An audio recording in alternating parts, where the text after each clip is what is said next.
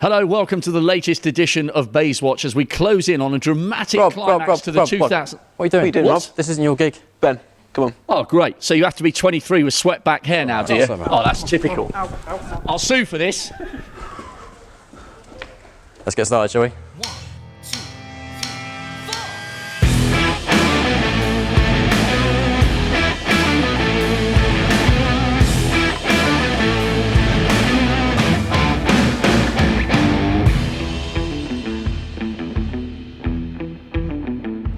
And welcome to episode 4 of Baize Watch, and we're back after the big one. And what a Betfred World Championship we've had.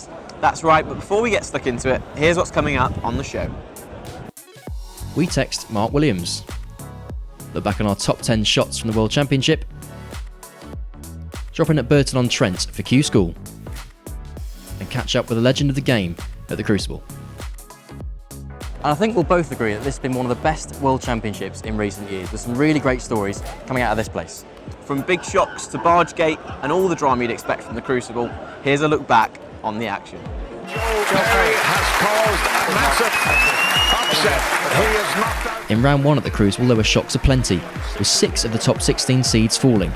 Joe Perry's win over defending champion Mark Selby, Jamie Jones' victory over Sean Murphy, and Robert Milkins' triumph over Neil Robertson were the biggest stories on the opening week. For Robert Milkins, always a danger to anybody, and he was a danger there, and he repeats his 2013 victory over Neil Robertson. Yeah. No doubt what generated the most headlines in round 2. Ronnie O'Sullivan and Ali Carter clashed, literally, in an ill-tempered last 16 battle. Carter, aka Mr. Angry, enjoyed one of his best career moments as he knocked out the Rocket.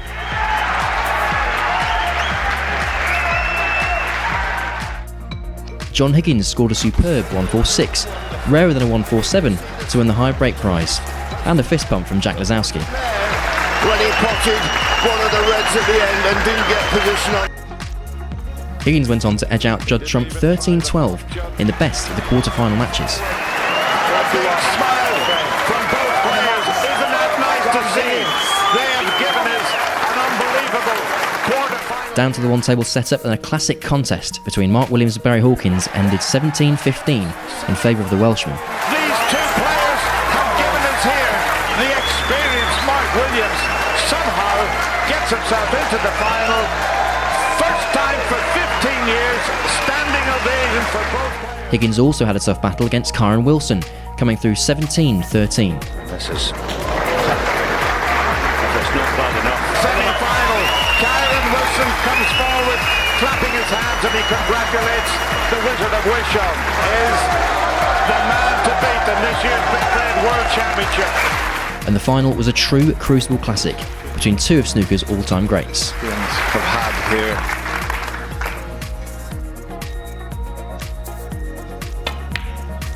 Williams surged 14-7 ahead. John Higgins on the comeback trail, but Mark Williams takes the last of the session and he goes in tonight with a 15 frames to 10 lead. Then Higgins battled back to 15-15.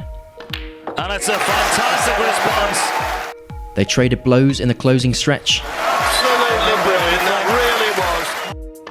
Unbelievable. Unbelievable. That was one of the most remarkable clearances you'll ever see in the Crucible. But in the end, it was Williams who came out on top, 18-16. Right in the heart of the pocket. What a match, what a performance. John Higgins gets out of his seat, claps his hands, says well played, and the family go berserk. Mark Williams, he was going to give up 4 years ago. And what a final, and what a win that was for Mark Williams, winning the title for an incredible third time. How do you know that? The tournament's still going. I've got decent editors in the office, mate. I wouldn't worry about it. We'll sort it. Okay, well, we couldn't possibly start the show without visiting a generic World Championship feature because Mark Williams couldn't be asked to film with us this month. That'd be alright, wouldn't it? We'll sort it, mate. Don't worry about it.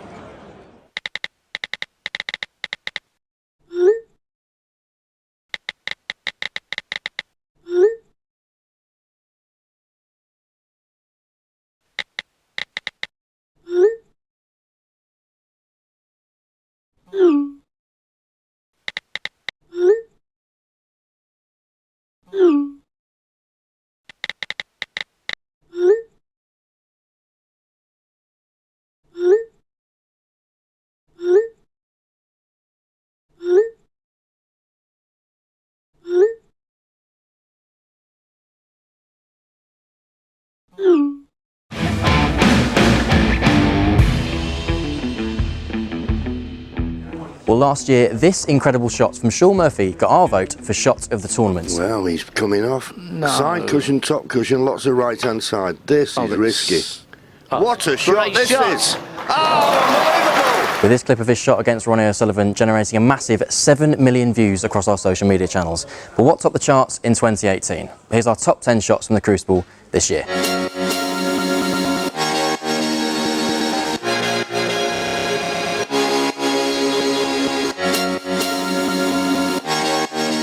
That's the angle that he could go off.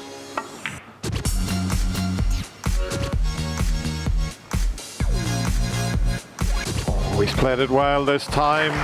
He's played it very well this time.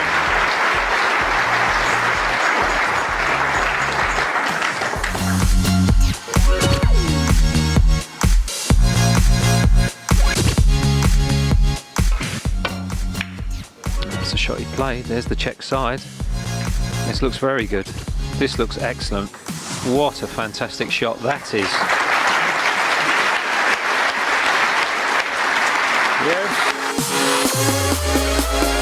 Played the red slow and dropping behind the blue, but he can't do it with the blues too far off the cushion, so he can do that though. What a shot that is. If he's on the blue, which he deserves to be, and of course he isn't, you can tell by his face what a pot that was. Shot of the championship so far, you'd have to say.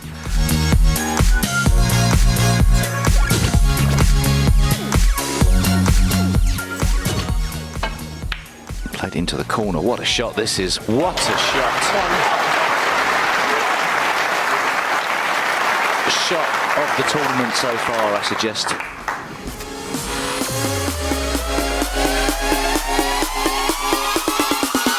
You might not even look at the cubo when he hits this.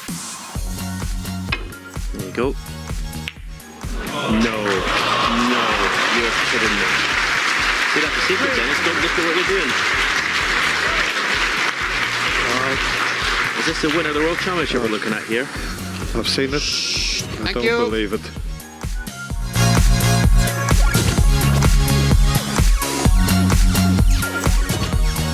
Surely we're playing in off the black in the middle pocket from here.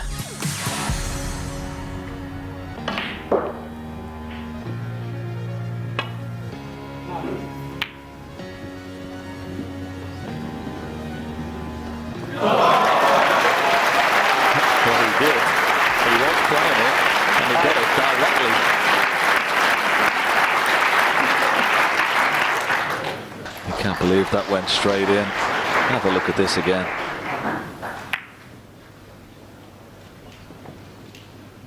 Wow. The cue ball's going to go towards the brown if he pots it. Unless he pots it slow, this is tough. He's got to play it firm.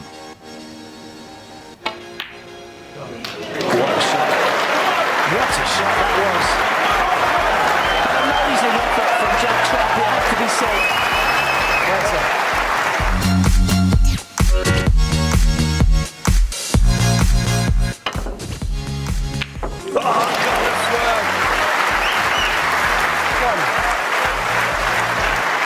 Absolutely wonderful shot.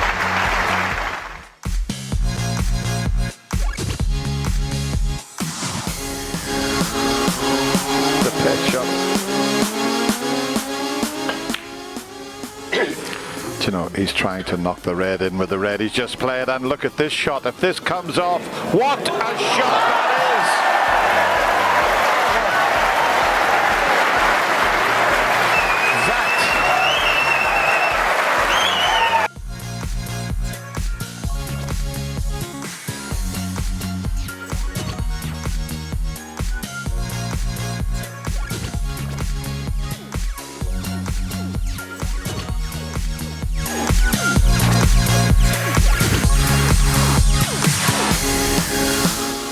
Maybe there's another one to the right middle.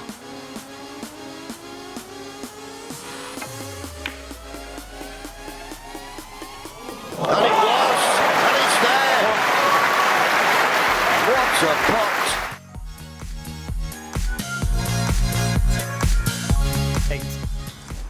Next up on Baize Watch, we've travelled all the way to the glamorous tourist destination of Burton upon Trent, home to 8 breweries, World Snooker Tournament Director Mike Ganley, and Q School.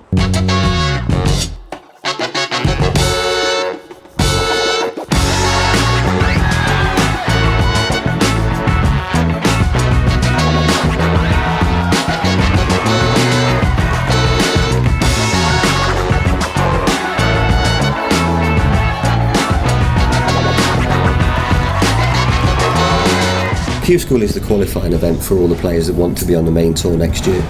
Obviously we've got 128 players on tour. I think it was 16 of those drop off and we need to replace them with somebody. So there are different national governing bodies that give wildcards, different events that you qualify from. But Q School is the main one. It's open to everybody. Everybody's got a chance of getting their place and then playing on the main tour against the big boys. It's a very different event, a very different atmosphere obviously. Obviously I'm not refereeing at this one, I'm tournament director for it, so I run it, but it's a good opportunity for new referees, good opportunity for new players. It's a very wide field, we've got a lot of new players that have never played on tour and it's their dream, and there's a lot of players who've been on tour for many, many years where sort of the dream ended for them recently, but it's their way to try and get back in again.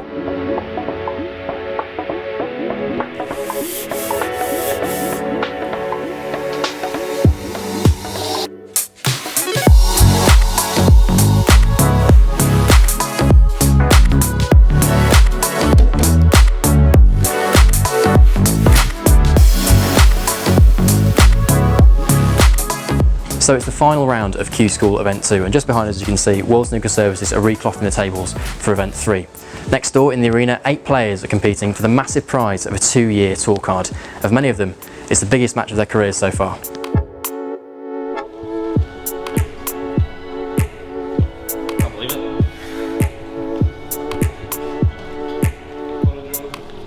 Very emotional moment for me. Just years of hard practice and just finally paying off. Last time I was on the tour was about 9 seasons ago. It was the wrong time to get on, but I'm just delighted this is the right time to get on, so I'm chuffed a bit. It's just been years of trying, and as you say, there's been so many times to just look at the tour players and think, well, I ain't good enough to get on there, but there's no divine right to be there, and you have to earn your spot. And done it the hard way this week. It was tough in the first Q School against Jack Jones, losing that, so I just had to quickly regroup and concentrate on this one because I so desperately wanted to get on. So over the moon. A lot of people have said, with the class of '92 that we all talk about, with Williams winning the world and what Ronnie did last season and Higgins, those players, that signalled a bit of a downfall for the amateur game. The amateurs were all paid the money, they all turned pro that time. And I think the amateur game got left behind a little bit, but this is a good incentive now with the Challenge Tour to re-establish those amateur events. With the cream of the amateurs, really, those that are good enough to play in Q School that want to get through, they're the ones that will make up the field and get to travel a little bit and hopefully earn a place on tour through Challenge Tour as well. Finally on Baize Watch, at the tail end of a great career which included a world title, But at the moment, Dismiss Black, and an unmistakable laugh. We went behind the scenes with Ken Doherty, now a fully fledged commentator and pundit with the BBC. Okay, let's go.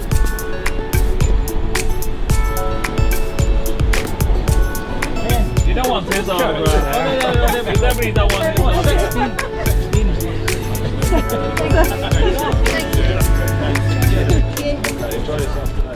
I love what I do.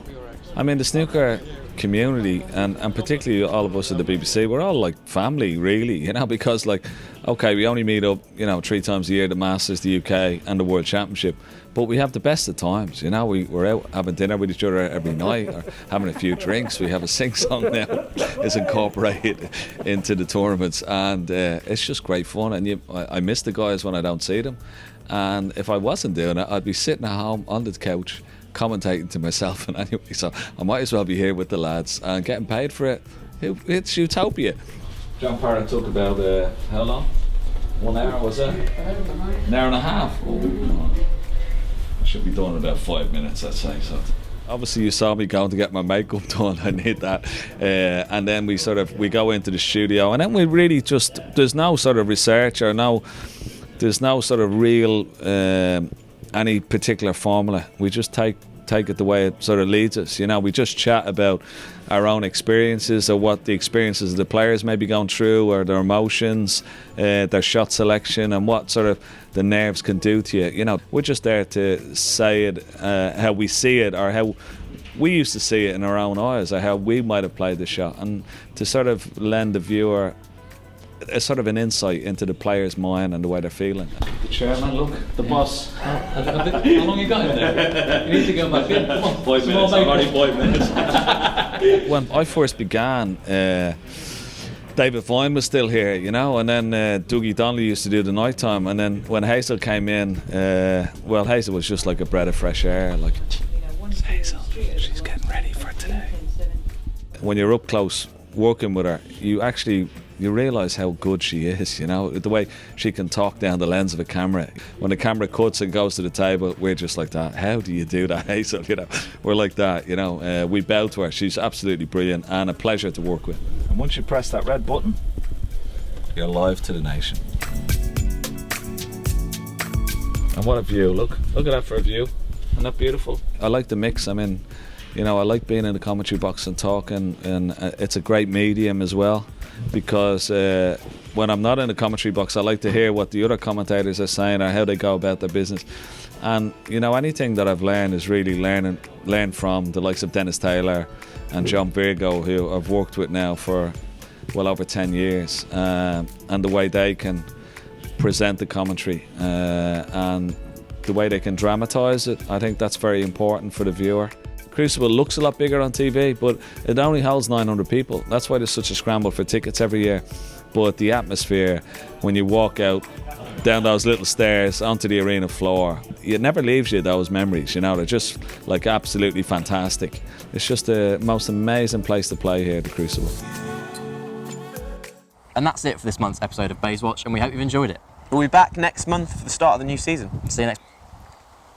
Just got a text. Who's that? Mark Williams. 1